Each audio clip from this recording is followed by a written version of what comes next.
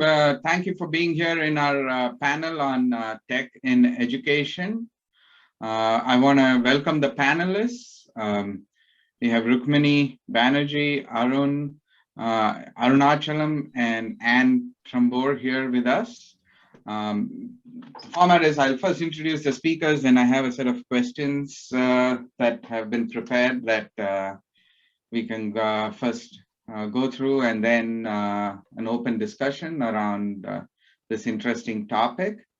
And then any questions the group has, feel free to raise your hand or put it in the chat, and we'll be happy to, I'm sure the panelists will be happy to respond. So let's start with Rukmini. Rukmini is the CEO of Pratham Education Foundation. She's an economist from all the top brand names in the world, Stevens College, Delhi School of Economics, Oxford, and University of Chicago. She returned to India in '96, and I left India in '97. So that's a coincidence. And to develop education programs in rural and urban areas. And she's focused on really uplifting education in rural and urban areas in India. Her research and assessment efforts include developing the annual status of education report exercise from 2005 to 2015. She's received several awards, including Maulana Abdul Kalam Shishka Puraskar in 2008 from the government of Bihar, and the Yadan Prize for Ed Development in 2021. Rukmini, thank you for being here. Next, we have Arunachalam. He is Assistant Professor of Marketing and Academic Director for the Center for Innovation and Entrepreneurship at the Indian School of Business. He's an award-winning researcher and teacher. His research focuses on firms' marketing and sales strategies and their impact on firm-level outcomes. He's won the 2020 Sheth Foundation Best Paper Award for his research on new product innovations for low-income consumers in emerging markets. He is one of the most popular professors in ISB. I know that his marketing strategy class, he has like at a minimum 5 sections running, and he's won the Best Professor Award for 3 years, 2019, 2020, and 21. And this is quite an accomplishment because he's the youngest professor to receive this award, and in ISB, leading faculty from the top business schools teach. So this is quite an accomplishment. And in his capacity, in addition to that, he finds time to direct the Center for Innovation, where in partnership with Intel, he's secured grants for $275,000 to set up a virtual center for emerging technology. In that, they're looking at different technologies like AI, IoT, drone, machine learning, and also looking at how to take technologies to within India. And before his PhD, he's worked in different capacities as CEO and executive assistant to the MD and as a software engineer. And I can say in my experience with him has always been pleasant, and he's been a great friend and colleague to me whenever I visited ISB. And we work on a research project now together. So it's been a pleasure to know Arun. Thank you for being here. Thank you. And Anne Trambore leads digital and open enrollment program for the SANS Institute of Lifelong Learning, and is responsible for expanding business ed to new audiences of learners. She's passionate about creating equal access to education and lifelong learning. And she's got a varied experience. After working in entertainment business, she transitioned to the world of higher ed as one of the early stage employees in Coursera, NoEd, and Stanford's online high school. So she was right there at the beginning of all of this transformation of ed. And she's helped these institutions help pioneer new forms of student-centered online education. She's written a lot on online pedagogy and the history and the future of higher ed and work. And prior to Darden, she led Wharton's online Wharton Online, which was a strategic revenue-producing digital learning platform at the Wharton School. I've had the pleasure of working with Anne since she joined Darden, and her wealth of experience working in Coursera and all these places at the early stage is amazing. And her book, in which she lists out how all of this came about, is going to come out soon. And I highly recommend it for anybody interested in this area. And it's always a pleasure working with Anne. And Anne, welcome. And thank you for being here. Thank you. Raj, I think we have Akshay also with us here. Hi, Akshay. Akshay. Great. Akshay is also here with us. Awesome. Now we have a party is on. Awesome. So Akshay is the founder of Avanti that works with 50,000 students in government classrooms across India and helps over 1 million learners through their online learning resources. He's received prestigious fellowships from the Ashoka Foundation, Draper, Richards, Kaplan, and Echoing Green. And before Avanti, Akshay served on the founding team for Heartflow, which was a venture-backed medical diagnostic company that raised over 100 million. And he has prior experience with BCG, World Food Program, and International Save the Children Alliance. And if you get time, you should also talk to him about how traveling the world on a merchant ship with his family redefined his experience about education.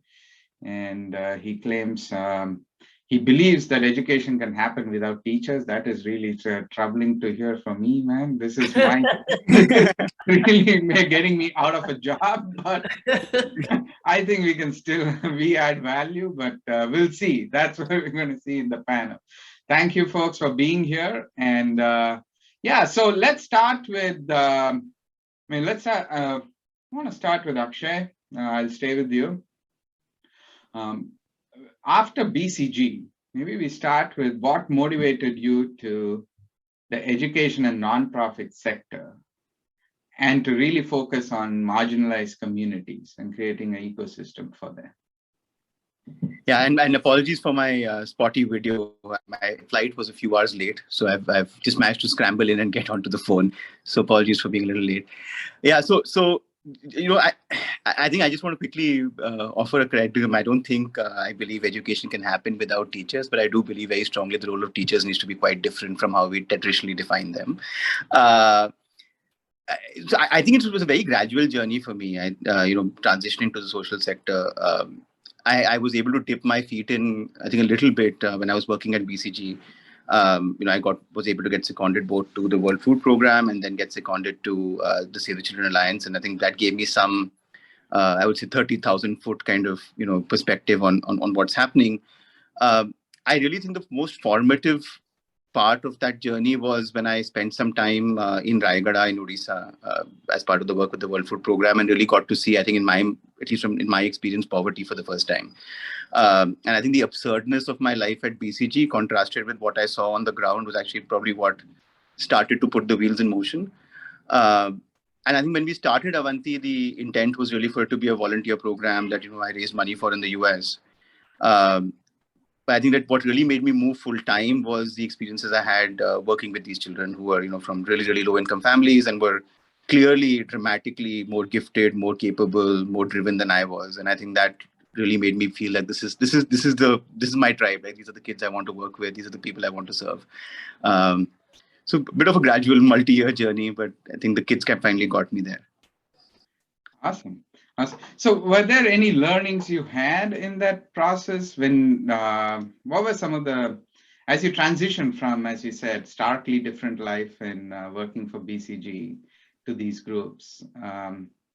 What stood out for you about these kids? And you mentioned they're definitely smart. Did anything else stand out, and were there any insights that you gained as you developed Avanti? Several. I think perhaps the biggest one was that a lot about helping these children learn is about creating safe spaces for them. Especially in India, we live in a country where there's a lot of rewards for being exceptional and a lot of brickbats for not being exceptional.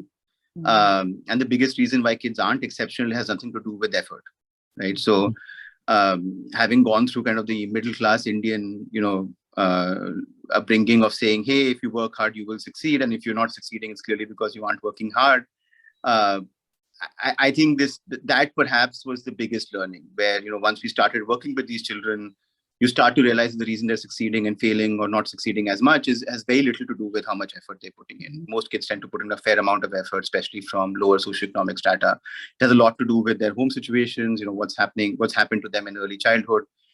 So that, I think, was one big learning. The other was that despite all of this, it's more important to provide them security, comfort, confidence, have them be heard, even when you're preparing for exams like we would prepare kids for, which is the IIT, JEE, NEET in our early days, and several other, national standardized tests after that.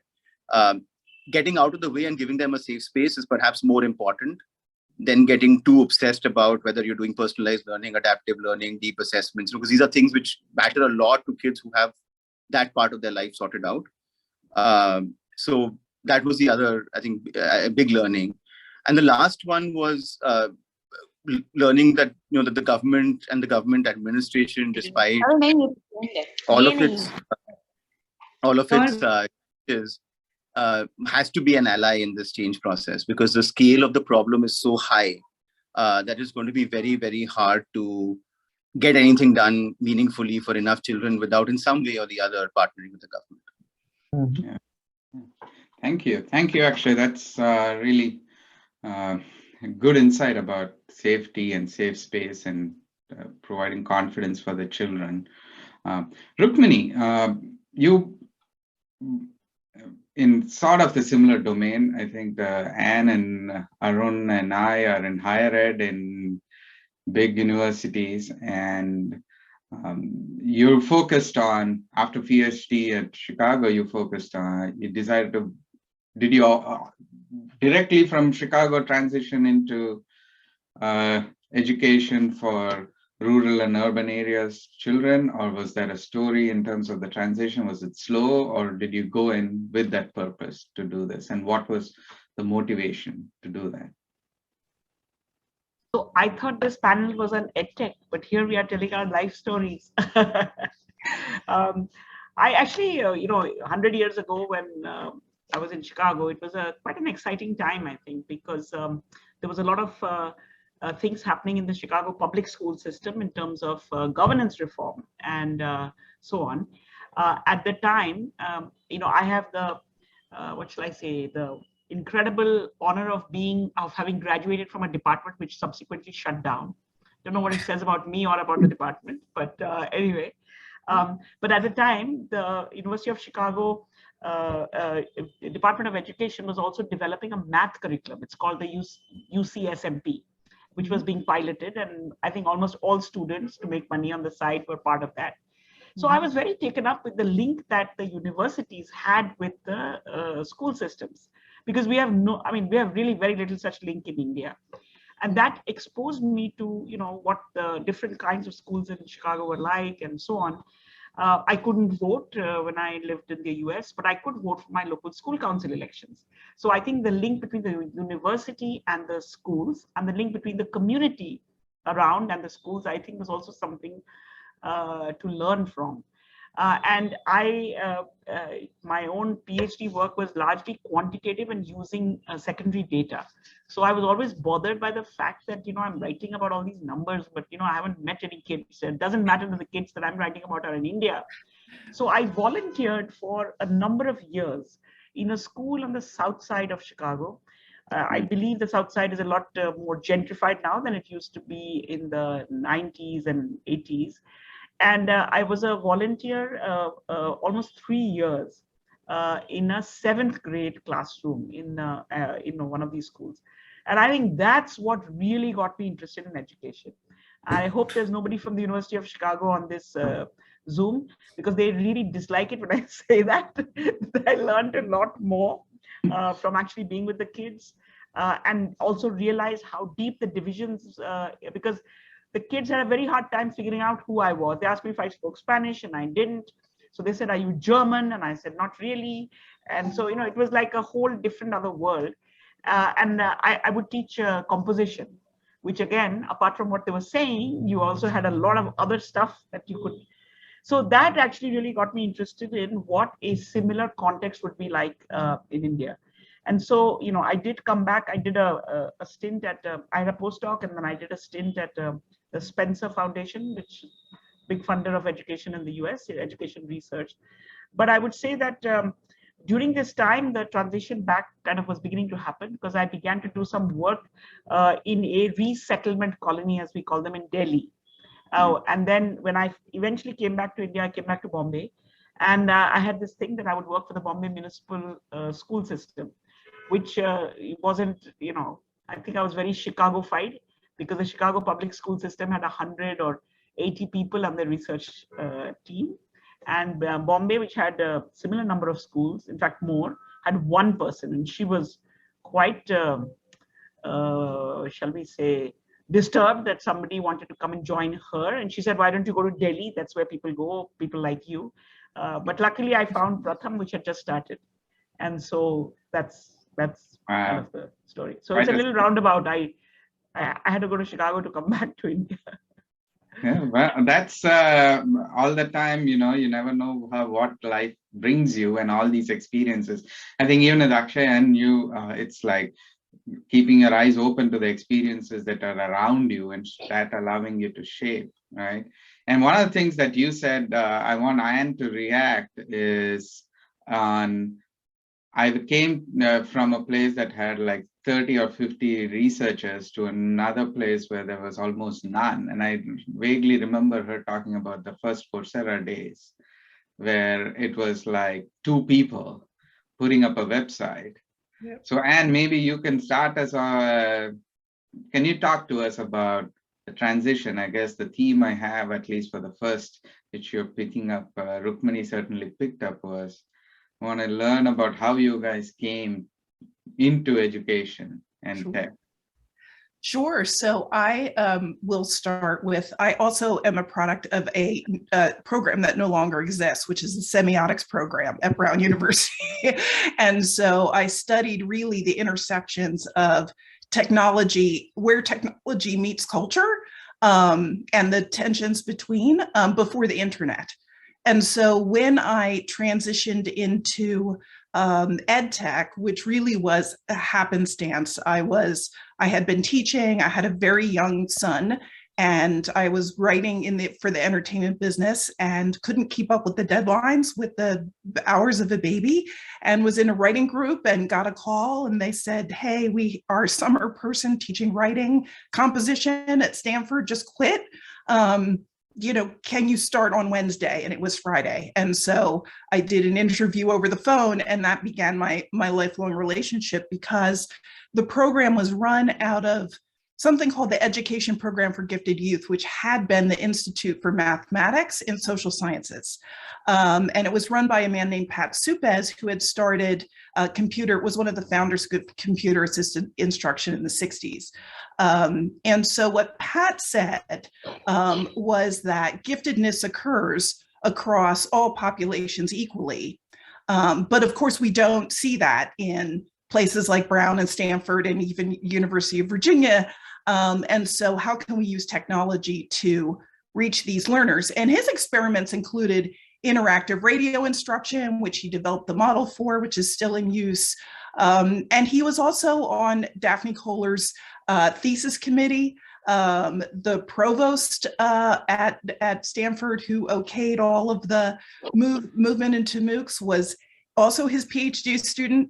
Anant Agarwal from edX was the PhD student of John Hennessy, who was the president of Stanford. So at that time, in the mid sort of 2010 to 2015 period, as the internet was entering Web 2.0, a more social connected web, and these experiments that had been happening over decades in using the computer and then the internet to provide education at scale kind of hit right at what, you know, Hennessy famously described as a tsunami, but was really more of an inflection point. And so suddenly you had MOOCs and everything that happened after that. But I will say that the roots of it do align with everything on this panel, because Pat Supes was always interested in using technology to bring education to folks who need it and want it and can benefit from it. Our early students at the online high school were from all over the world. They generally had situations where there just was no education for them. They had either moved past beyond what their public school could offer, or they were they couldn't because they were a kid who was played with the London Philharmonic or was a junior Olympic, those sorts of things. And then, when we started Coursera, it sounds crazy now, but we didn't have a paywall, for the first 10 months. I mean, obviously, given who our funders were, Kleiner Perkins and NEA, that wasn't going to persist for long, but we didn't go into it, that initial team of 4 and then 16 and then 20 when I joined. And then, as we grew, we were really trying to see what the market was. And the market has driven the evolution of ed tech at scale, at least in the US, since then. Great. Thanks, Anne. Arun, so you also, like Rukmini, went back after your PhD to ISB. Can you talk about how the transition was, and also lead us into recently you guys experienced, like all of us, the pandemic and made a big transition into online, fully online. So talk to me about what made you join ISB. And it's a good school, don't get me wrong, but what motivated you to join ISB, and how this transition, what was your experience like transitioning to online teaching? Sure. Thank you, Rajkumar. It's incredibly humbling to be part of such esteemed panel, and thank you for this opportunity. I also wish to applaud Chaitali and the team for making this a completely student-run conference. Many congrats. First point for me coming back to India was always given. The reason actually I went for PhD is when I was doing my MBA studies at Great Lakes Institute of Management in Madras. It was a very small school then. I was greatly inspired by my guru. His name is Padma Shri Dr. Bala Balachandran. Unfortunately, he passed away a few months back. He was instrumental in developing Kellogg School of Management's 2 or 3 departments, including accounting information systems. He was the founding chairman of Great Lakes. So I looked up to Bala as a person who was not just as a professor, but who was transforming the education setup in India, particularly the higher education setup in India. Incidentally, he was instrumental in setting up of MDI in Gurgaon, capital city of India, Delhi. And he was also instrumental in setting up ISB. He brought the founding schools, Wharton and Kellogg. And he was actually very much instrumental in Great Lakes Institute of Management. He was the founding chairman. That was number one. Number two is I myself called myself an accidental academician. Initially, I was very shy to present myself in front of people. And maybe the fear and anxiety to get over it got me speaking with more and more. And that actually convinced me that maybe academic profession would be a good job. Little did I realize about the pressures which will come along with research. Okay, this is the fact. And then I go to Iowa State University, and but as I said, I always wanted to come back to India. That's where my heart and soul is. And I felt that ISB at that time was an upcoming and very growing school. It was only 13 years old at that time. We just recently finished the 20-year completion. And you know this very well, Rajkumar, is ISB is, I think, the only business school equivalent of any top research business school in the US, Europe, or elsewhere. Therefore, the choice was pretty straightforward, that I have a balanced focus on both research and teaching, which is mimicking my training in the US, where research and teaching are the 2 topmost priorities. That's about my simple transitions. I don't have mega stories to tell that. But coming to online education, particularly for higher ed, as you know, we only have a 1-year MBA program. So that puts extra pressure. It's not a regular 2-year MBA program, point number 1. Point number 2, 1-year program means you are fast forwarding everything. That is, you have to complete things which anybody does in 2 years in 1 year. And top it all, you are getting into online mode. So it was a great challenge. In fact, you won't believe this is my 3rd year of doing totally online teaching, because I was first hit with my class on marketing and sales strategy in the January of 2020 itself. But then it has been a slow learning process, definitely. One thing which I learned now, which I think I'm doing slightly better in the online world, is it will all boil down to only 2 things, which is student engagement and student experience. So that's fundamentally the key. That means that I need to rethink the scope of each of my session, how much I'm going to convey, how much I'm going to share, how much I'm going to engage with the students. Because if I'm going to overload even a little bit, that means I can lose the students' attention.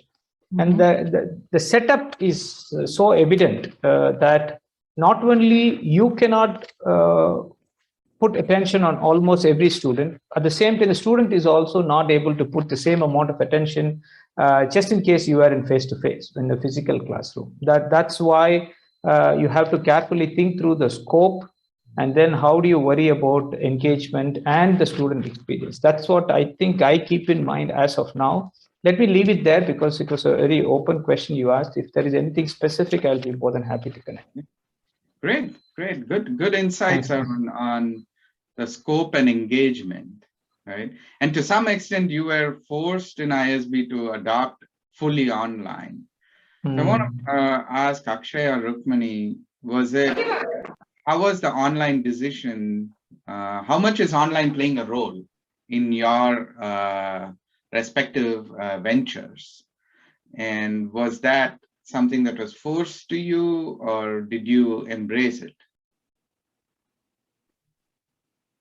I think Rukmini and I will have slightly different answers, but so also I think we work with older kids, right? So our kids are typically in high school, so grade 9 to 12. I think online kind of happened to us in some ways. So in our specific segment, so we'd obviously worked over time in niche segments, smaller schools and smaller cohorts, to try and where we could get equipment to the schools, etc., to do online classes. And we've been doing that, I think, for close to half a decade, right? So it's kind of a 2-teacher model where we would beam in some classes and there was a local facilitator. I think we've done for a while.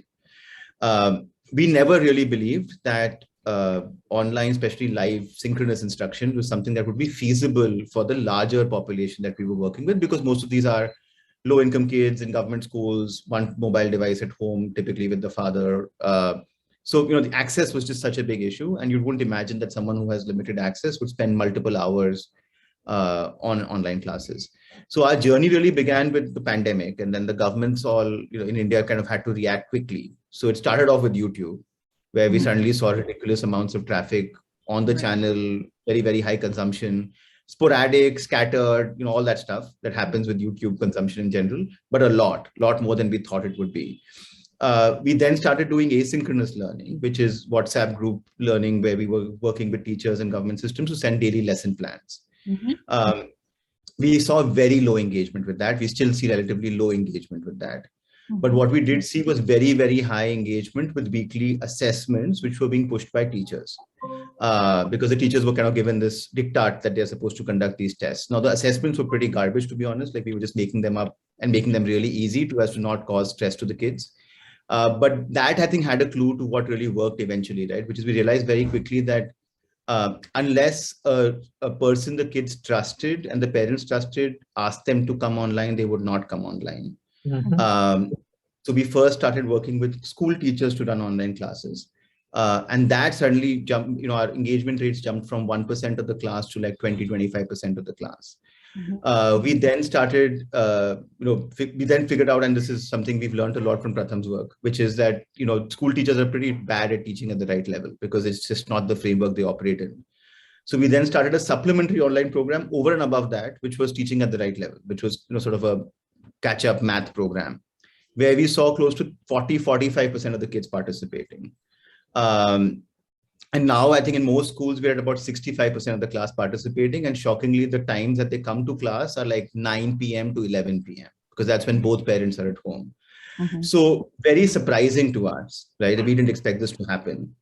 I'll caveat all of this by saying that in order for that to happen, we conduct parental orientations, we go to schools, we orient the kids, we do follow-up calls primarily with parents, the teachers push it. So it takes a complete village, everyone pulling together to make this happen. And it's in a relatively smaller cohort of about 15, 16,000 kids. But that's very encouraging, right? So I think if you teach appropriately, if it's in very small batches, 1:30, 1:40. So I think a high intensity intervention at the right level with teacher buy-in is working. Everything else other than this is at very low engagement rates, right? So all the kind of asynchronous push type models, anything where we expect kids to come and learn on their own, those models have very, very low engagement. So that's where we are. I think it's very exciting. I think it's exciting because it's definitely another modality to work with, right? In certain settings. And I am a firm believer that this will be part of formal education in the next 5 years. It's just where it will go. What role it plays, how we structure it, what specifically we do with it, how do we get kids access to it? I think many, many questions to answer, but it's exciting. I think that it's been quite exciting and encouraging and mostly driven by kids who are just amazing. Wow, quite a learning experience. Rukmini, what was your experience similar? So as Akshay said, we work with much younger kids. A large part of Pratham's work is preschool and primary, or maybe going even up to a little bit into upper primary. We were completely a face-to-face, I'm with you every day kind of an outfit. And so we had to, it was just, complete shock. We are about 6,000 people, and while we were quite sure that most people have smartphones, March 2020, we weren't even sure about that from our side. Forget about anybody else. So I would say that I was trying to look up the meaning, the exact definition of online, and I don't think we meet that definition at all. I think what we move to is first connecting. Is everybody okay? Exactly like you do with your aunt or your cousins. Are you okay? Are you there? Don't be upset. We'll pull through together, all that kind of thing. And when the lockdown happened, it was soon after Holi. And so a lot of our North India teams had actually gone home and hadn't taken with them the lists of phone numbers of whatever they had with connections to the village. So I think that the first couple of weeks was a big exercise of reaching out, connecting to people, finding out. And because it was lockdown, everybody was at home at that time. So whether it was a sarpanch, which is the headman, or a school teacher, I think that first couple of weeks when you were all in kind of shock was actually a very good time to reach out and say, hi, are you okay? And we noticed that our connecting numbers were jumping up like on a daily basis about how many. So, you first figure out who can I call in my village. Second is within the village, do I have a number for somebody in every hamlet? And then once I got the hamlet numbers, then can I spread to everyone? So I think that, we perhaps in our past had taken mobilizing for education for granted. And here you have to do like every step. The second thing was that, most government primary schools did not do anything online. Neither was there a capability to send and nor was there a capability to receive. And what eventually emerged was, sending things through WhatsApp, a bit like what Akshay is talking about. But we knew by that time from connecting, again, common with Akshay was the connections are much more powerful if you know each other. A random person calling you, and I think, again, because of this thing about, we are obsessed in India about curriculum and syllabus and content, you think that that's what matters. And I think that what we naturally do, and I think do very well, we are able to, talk to each other at the right level. We are not able to teach at the right level. So I think that we learned that, for example, that, depending on which state, sometimes up to 60% didn't have smartphones. So we moved into an SMS mode. And I wouldn't want to call it education or learning or anything like that. It was, can I give you one drop of one activity? And will you even do it? Whose phone does it come on? Who actually does it? Does the family participate? And I think, I don't know if the pandemic hadn't come, we would have kind of taken what we do for granted in many ways.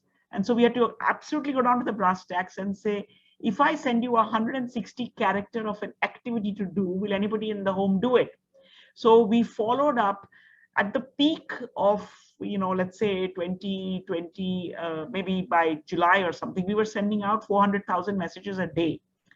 But what we wanted was that no message should go unaccompanied. So we didn't use bulk SMS because nobody looks at those. If it comes from somebody you know, and that somebody will phone you, if not once a week, but once every, 2 weeks or something. And we had to also balance, because remember, this is also a time when we were not sure about what money either the family has or we have. So how do you operate in that SMS limit that Airtel gives you for a regular customer? So, these are not skills that we had. But I think what we learned was that if you actually engage, again, I think similar to Akshay at that point, if you meaningfully engage, people are very appreciative. If you send activities, for example, if we sent an SMS, and of course, how creative can you be in 160 characters? And that varies a bit across Indian languages. Amazingly, you can be quite creative in 160 characters. We talk a lot. You can actually say much less and do very little. But what we learned was that if I sent an activity saying, name a triangle which has 2 equal sides or whatever, something like that, parents would say, oh, go look in your book. This seems like school stuff. But if you sent a message which said, how much water did you use yesterday? Tell me in buckets, how much for cooking, how much for washing? We would be flooded with phone calls saying today was not a good day, water didn't come, why are you asking buckets, why not kettles, why not drums, why not whatever. Kids could see that we were keen to hear from them. So very often we knew that, let's say Akshay doesn't have a phone, but Akshay would be calling every day from some other phones, different people's phones. So I think that what we learned was what makes kids want to connect, what makes families want to help the kids, what kind of activities could. So this whole exercise, I would say, for almost a year, I don't want to call it, it's not ed tech, it's not learning, it's actually human relationship building using a phone. And what can you do with a phone? So we've reached a certain stage where we also saw that individual connects is one thing, but having kids in groups is, adds another dimension. And if you add a youth in that group, then the youth, so you can interact at different levels. And just the last point I want to make is that all across the world, kids who are in 1st and 2nd grade have not had any exposure to anything, often not even to other people. And so launching this, and of course in India, we have, 25 million kids who are going to 1st grade. You cannot give them. I almost feel like I want to go to the Supreme Court and get a stay order saying, do not take out your textbook with these kids. That's going to just destroy them. The fact that we were, the pandemic came and all this COVID, we couldn't help it. But we can stop ourselves from getting back to curriculum too quickly, because that's what's going to bring the long run harm. So we formed actually mothers groups by neighborhood for the kids who are grade 1 and 2. And these groups get a message every day. I mean, the individuals get a message every day, but the groups get one once a week. And the group is led by something, we can't think of a better name. So we are calling her Smart Mom, because she has a smartphone. And so that she then can have a Zoom, we can connect on Zoom. I mean, now we can move around.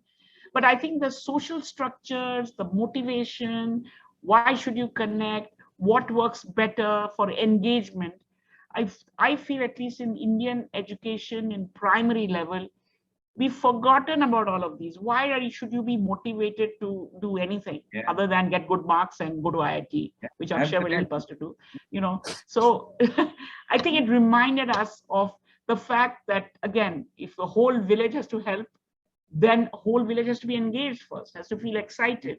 And that has to be some variations. So, to the extent this is tech is because if there was a phone, but I think the rest of it was just human creativity and building relationships. I don't know. I want to hear at the higher ed, older kids. Do you? And I know you're very engaged with your students, at least when it was face to face. How did you, what is your reaction to what you're hearing from like, middle school or younger children? Does it apply in your experience to postgraduate students and other things that you did to keep the engagement with your students when they were online? Sure. First of all, terrific to hear Rukmini's point of view, actually very creative, and I wish the very best. The challenges are indeed there, but I think in a different way. One thing which is common, I would agree, is I know I'm going on record, but that's all right, is the attention span has definitely reduced. Now, if the attention span is reduced, now that means they can easily get distracted. Whether it is, for example, I have in every section, on an average, 60 plus students, and these are 60 plus MBA students with roughly 4.5 years of work experience. And so there are two problems here. One is I can excite some of them really greatly, and the other side, I can bore some of them if they are not interested. So how do I, those guys who get excited, they can talk a lot, they have experience in work, and mostly I do case studies. So therefore, for me, engagement at the class level is critically important. See, I think it was the last year I realized very clearly that there are multiple levers which you can pull off. One is you have to be extremely prepared when it comes to the case. Because that's when you can easily watch at least those students who are present in video, what are their facial expressions, their body expressions, whether they have used any emotions or hand raise, etc.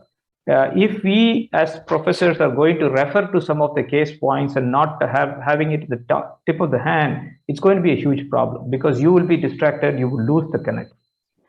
Second, I think I follow this model, which is working out well, is have a balance of ethos, pathos, and logos, which is, ethos is credibility. You have a PhD from a top research university. You are going to cite your own research. So that part is taken care of. And logos is the logic, which is if they bring about any case point, it's important that you actually try to address each of the students and not make a casual addressal because it is online work. That won't work. It clearly did not work for me. So if some student is actually talking to you and making a case argument, it's even important to paraphrase it in such a way the larger audience understand what is going on. That's very, very important. Now, the most important thing which I understood is the pathos, which is the emotional connect. Okay, they are also going through a lot of problems. Mind you, my students are in a 1-year MBA program. That's like supersonic jet hitting you on a, so they don't remember what happened in the previous term. So you ask them to read too much, that's going to be a problem. So you have to be genuinely empathetic with their situation. And if any level of, let's say, casualness is not going to help you build that connect. And therefore, what I do is make sure that I give them an opportunity to prep for the class, at least in some specific manner. Give them some case questions in a very specific manner that is at least on the baseline, every student is prepared to some level. The second, have a discussion, and if there are people who really cannot open up, you can actually bring yourself into the shoes. For example, hey, is there anyone like me who disagrees with what Anne is saying? If you put yourself on spot, that's going to pull the comfort level of people who are also not willing to speak. And once they start speaking, it's important you pay attention to what they say and then respond back, rather than thinking, aha, I need to connect and close the case, etc. That's going to, again, take us away. Mm-hmm. Fourth and most important, which ISB really helps, is you need to have teaching assistants or somebody working with you as a partner to help you. Hey, there was an important thing which happened in the chat. Some kind of nudge to you will help you connect. This is an important point. Finally, when you complete the class, it's extremely pertinent that you just list down what were the essentials, what was supposed to be covered in this particular 2-hour session or 1.5-hour session. So I think that's where it is. In a way, it was different to me in the online world compared to face-to-face. These are all things which were not consciously observed by me in the face-to-face, but I think in online world, I get into the online world consciously keeping these ideas in mind. Let me leave it there. Really important to keep that. It is tough to keep the engagement online. So I want to maybe step up like in terms of feeds, and look at a platform, and how do you see, like, because the themes I'm hearing from Akshay, Rukmani, or Arun is, it takes a village. Right. We need to keep engagement. We need to help them complete the course. And it takes some personal relationships. And Coursera or any online platform when they began came as not any of that, right? It was just asynchronous that was there, like, go watch. I don't know who's watching, but I'm going to allow you to have this content. In a way, you focus more on like the content and syllabus that Rukmani is saying we should. She wants the government not to do. Exactly. So, how do you see, how does a platform view this, right? Sure. So it's funny. So I was actually hired at Stanford, at Coursera, because Andrew and Daphne obviously knew about the online high school, and I had worked with the younger kids. So these were gifted kids. I had a student as young as 8 who scored a 5 on AP Physics, but I had to teach him English, right? So I would have a class that had 8 to 16-year-olds, all of whom were reading at about a college sophomore level. And so the idea was, how can we take that kind of interaction to a platform like Coursera and scale it, given the technology that we had at the time? So we began with peer review, and it has expanded into other elements. But I'll answer your question, take a step back out of the personal. The number one guiding principle is, when you're moving to online or any kind of virtual interaction, is, as the teacher, it's your responsibility to make the class visible to itself, right? So when we teach, we obviously know that our job is to make the content visible in a way to the students, right? But we generally face-to-face don't have to worry about how the students interact with each other. We can worry about how they interact with us a little bit, but there are really 3 elements. How do you interact with the professor? How do you interact with the content? How do you interact with each other? How does the professor now online make those visible, those categories visible to each other? So early on Coursera, we addressed it, visible to each other was really forums.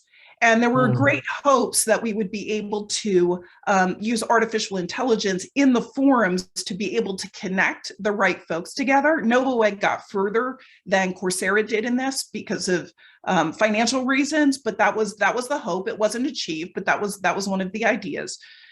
Peer review was a less mechanized, right? The students had to engage more in peer review to make themselves visible to each other. We also worked on design of courses themselves. So for instance, when I went to NovoEd, we would think about, how does the student in this world represent themselves as a student? What is their identity as a student in this virtual world that we're trying to encourage? And so from the tech side, we really tried to figure out, what can we do to enable the tools that will allow for this visibility across these 3 domains, right? And then that's informed, of course, because these are all live platforms with, profit motives and investors and all kinds of pressure about, get eyeballs, get usage, get more all the time and no time to reflect. How do you create those pathways in a pressure environment where really the learner is driving the adoption, not the professor, right? So that was definitely a sense of tension, and one of the reasons why some folks in higher ed have a love-hate relationship with Coursera.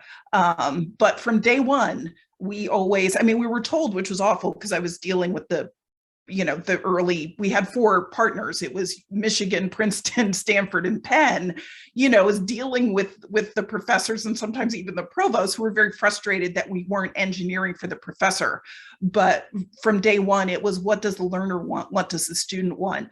And the learner sometimes wants to cherry pick content, right? There's a subset of learners who are passive, who watch all the videos and lurk in the forums. And there's research that shows that those learners with certain sets of motivations for taking the course who lurk, meaning they read the forums and the forum posts, but they don't post, actually do better than people who post, right? But that's a certain segment of learner. There's another set of learners called super posters that are also in these asynchronous courses, right?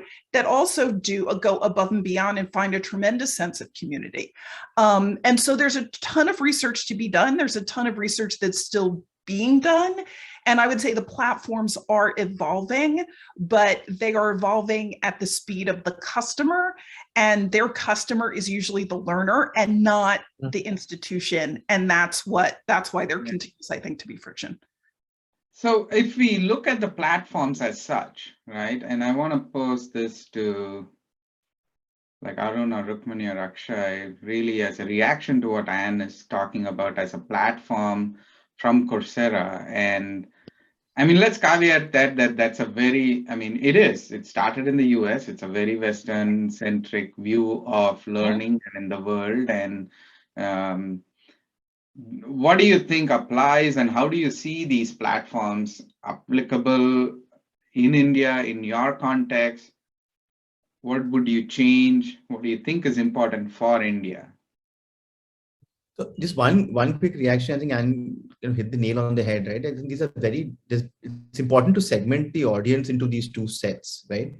So the customer is someone who already has intent to learn and to complete a course, right? Whereas a lot of the world we work with, and I think Rukmini and I think probably have similar worlds, is I think we are working a lot on first building the intent to learn online, if at all, right? So I think there's a big distinction, and which is why the platform that you need to build intent to learn, and intent to learn stuff that has no relevance often is not at the right level. And there's a lot of things that we have to get the kids who have intent to learn. In fact, at least in our data set, right, the kids who meet that criteria, who are kind of these proactive learners, do really well with asynchronous learning. Right. Like they prefer asynchronous learning, right? Unfortunately, in our audience, that number is sub 1%.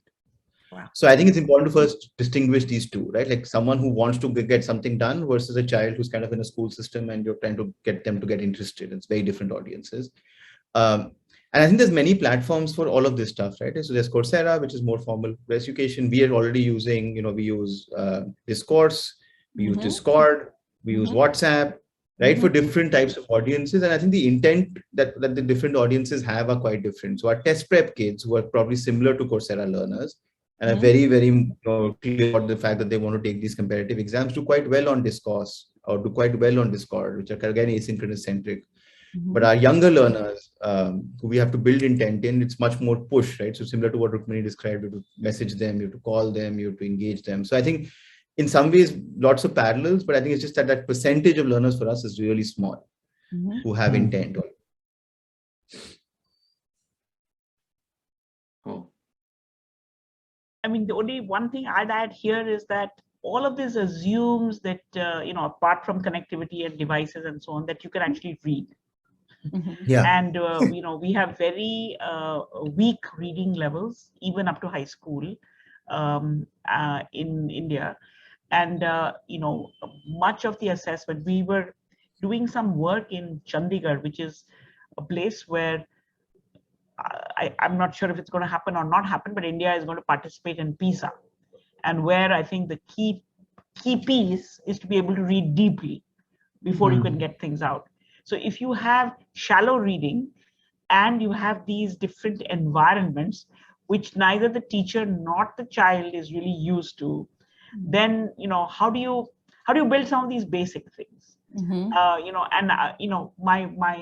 My thinking is, and I think Akshay is, also addressing this issue, is that a lot is possible, I feel, once you're beyond basics.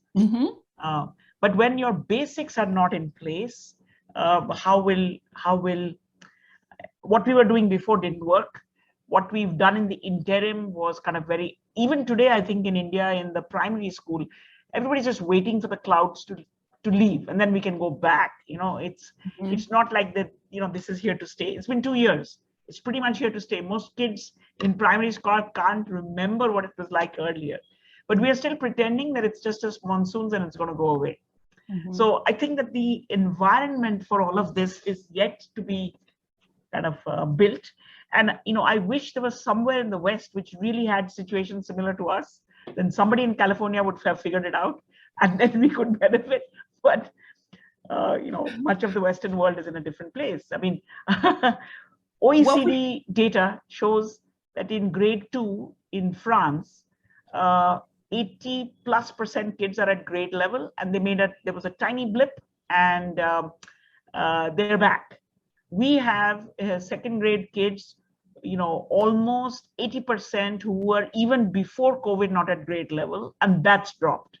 Right. So, there's nothing to learn from each other in that sense. So, sorry, Anne, I interrupted. No, I was going to say, I mean, this is a problem that we face. I've lived in the Oakland school district, and now I live in the Philadelphia school district. And these are issues that these cities do face. So we can continue offline there is no one magic solution, but I agree with you. And there have been some experiments with lower income, particularly inner city and rural school districts that might be relevant.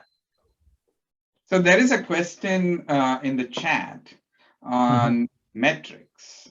I think primarily, all of you are in systems that are quite big and growing. And what metrics, are there a few metrics that you see that are really important to measure, especially when you're using any kind of technology? Right, mobile phones, WhatsApp, online. Right. How do you view metrics in this world? Maybe I should start because I'm right at the bottom of the whole story. We have a big metric that we've been pushing in India for the last, 15, 20 years, which is basic reading and math. How can you get kids? And the big surveys, national surveys that we do every year are actually going to 500,000, 750,000 kids and giving them simple reading tasks to read. Now, obviously, this could be done through digital means, but I think there is I think you have to work a lot at it to see how that would be. And from the little that we've tried, reading or trying to do the same task off of a device often has quite different results when you're at that level. Mm-hmm. So, 2020 and 2021, we haven't done the national survey. We've done phone surveys and lots of other things on learning opportunities, who helps at home, do you have learning materials, but actually not done the normal reading and math assessment, which is actually done one-on-one. Mm-hmm. The government carried out its usual national achievement survey, which is a pen and paper test, which in any case does not fit if you're not able to read. So I think in India, apart from a couple of states where Asar has happened, there is no data about learning loss. Everybody's very worried about it. Mm-hmm. But I think national data doesn't exist. 3 states, we've done 3 states in the last couple of months, which shows, of course, big losses even in the basics. Mm-hmm. So I can chime in on the sort of US front. There's the National Science Foundation is actually very, very interested in the reams of educational data that now exist. And they funded several institutes for artificial intelligence that are usually consortiums to study different segments of learners. Much of that work falls into the buckets of what's loosely called learning analytics, but is also sentiment analysis is happening there. And then there's a whole second set, which is hooking up, using natural language processing to connect to learning analytics, what we've learned. So most learning analytics are time on task, pre and post test, engagement, different definitions of engagement, but usually means time, right? Time or clicks. We have clicks to measure, right? And time is very binary. But the natural language processing, I think, in terms of answered questions, how complex are sentences? What is the improvement? I mean, there are tremendous areas that are blank here, right? And there's none of this is perfect, but I think it's a way to move forward. And I think that we may look back at this period and say, and I don't know if I want this to happen, but we may look back at this period and say, this is the transition period. And then what does school like when we're in a place like the metaverse, God forbid, but where all of these actions can happen virtually, right? So we're not segmenting out learning and reading and pushing a button to get the right answer as the sole location of where learning is happening, but we're able to observe all sorts of activities and attach it to learning. Cool. Yeah. Akshay or Arun, any thoughts on metrics? So I have a slightly different take. I went through the question again. So in fact, I think technology or online or edtech has actually made measuring these metrics a little challenging, I would say. Because for me personally as a professor, the in-classroom engagement with my students matters. Now, so I have to keep the technology very simple. If I complicate anything, then I'm going to lose the students. That's very simple rule. So what is that then I can measure in terms of their engagement levels? The first simple thing is, are they keeping the videos on? So that's one simple metric. Am I getting my own echo, Rajkumar? Yes, there is some echo coming. Okay. I don't know what. Hello? Is it okay? Yeah, sorry. So that's one thing. The second is the issue of privacy crops in. If you force the students or you ask them more as to why you have not kept your video on, why you have not engaged, etc., because I want to know, there is this component of class participation. In-class class participation is there, which always is challenging. Students take it easy during the class. Post the session is over, post the class is over, they will write to you innumerable emails. I was engaged, you missed it. What can I say? Now, therefore, to me, technology for the in-classroom, simple metrics which have been working beautifully in the face-to-face is becoming more and more challenging. And I don't know what is the right way to keep a track of these very simple metrics. That's where I would leave it. Okay. Yeah, well, good point, Arun. Good insight. Keep it simple. Yeah. So can I call Gaurav? He's got some really beautiful questions on the chat. And in all fairness to the panelists, Gaurav is another faculty in econ in Darden. So I don't call on students like that to come, and I don't force students to be, because he's another faculty, I can, impose on him. But Gaurav, why don't you ask the question you put on the chat? Yeah, thanks, Raj. Thank you. I was just picking up on what Rukmini and Akshay were saying on, so there are two parts. One part was on the fact that the future of India seems to be digitizing and requiring these skills, so to say, of being comfortable with operating online, accessing the internet, and so on and so forth. And from what I got from your insights, so how large do you think is this digital divide in education, especially because if these kids are excluded today or not plugged into the network today, might lead to future employment concerns for them, and as we know, growing inequality might just worsen 15 years down the line if they're not able to take advantage of these services. And the second part to that question was, therefore, do you see the presence or the growth of online or digital education, if any, more as a substituting or a disrupting factor to education or a complementing factor? That is it, we already know in many parts of the country, the traditional school system was of very poor quality. Teachers don't show up. You don't have a lot of classes being held. Curriculum is all over the place. And so education is really, in some sense, like the online education in some sense is therefore a very democratizing force in that sense, but it could also disrupt traditional education or it could complement it. So just wanted to get your thoughts on both of these. Thanks.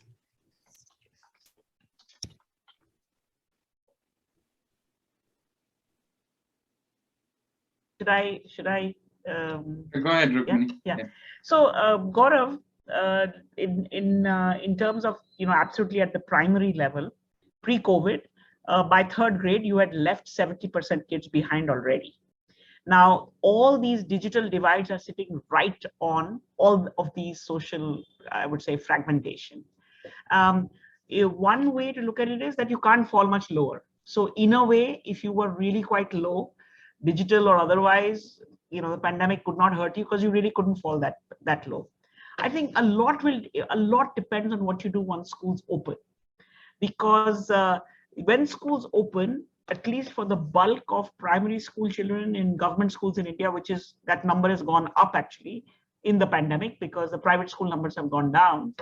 I think that there is not going to be anytime soon a big digital online chunk that is going to happen at the primary level.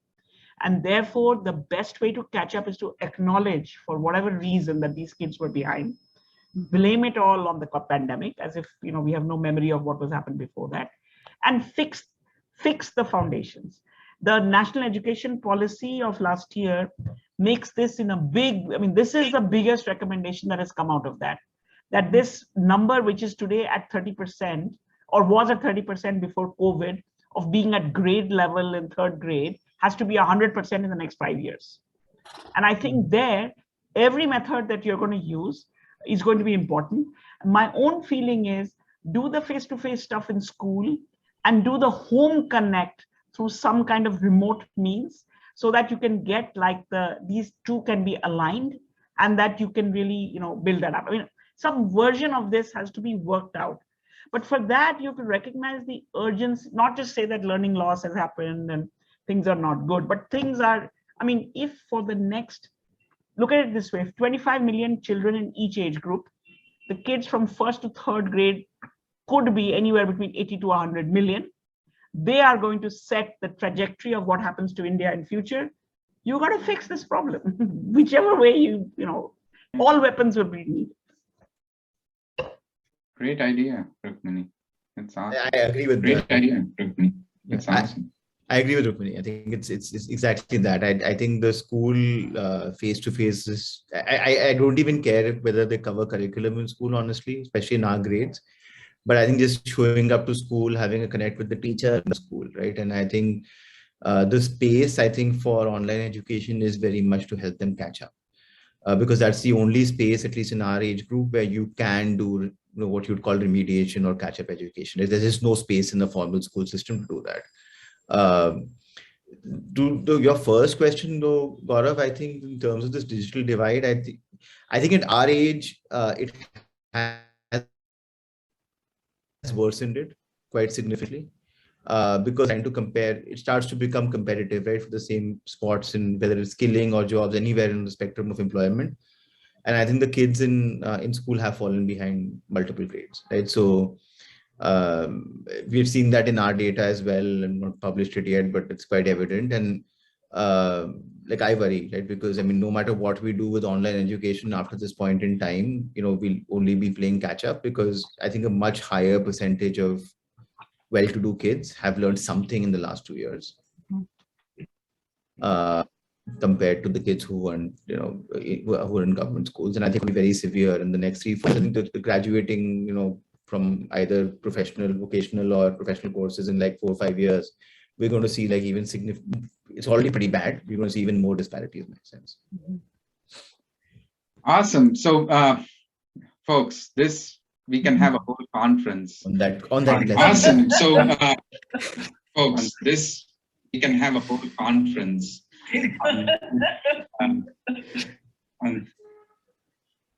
So I don't hear my voice again echoing. Let's call it. Thank you for everyone for being here. Thank you for everyone for being here.